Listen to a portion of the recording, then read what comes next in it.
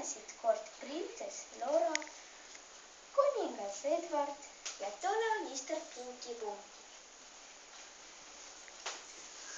Oo, ma olen nii ilus, minu peegel muutub mind väga ilusaks. Tere, kallike Flora, kas sa tahad lõuna? Tere, tere. Jaa, muidugi tahan. No siis võtta. Kui hea lõuna on. Ei, Flora. Mida? Tule siit ära.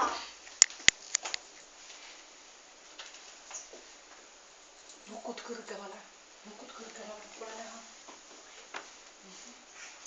Ja siis ta kukkus maha, sest õun oli mürgine. Ei, mida ma nüüd teen? Ha.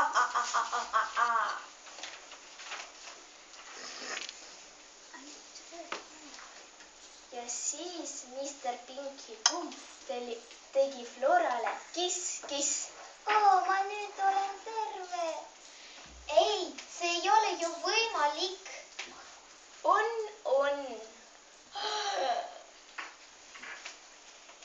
Ja nüüd kõik on hea ja Edward ka muutus heaks. Ma nüüd on hea inimene. Aitäh, et te kuulasite. Aplaus, kõik aplodeerivad.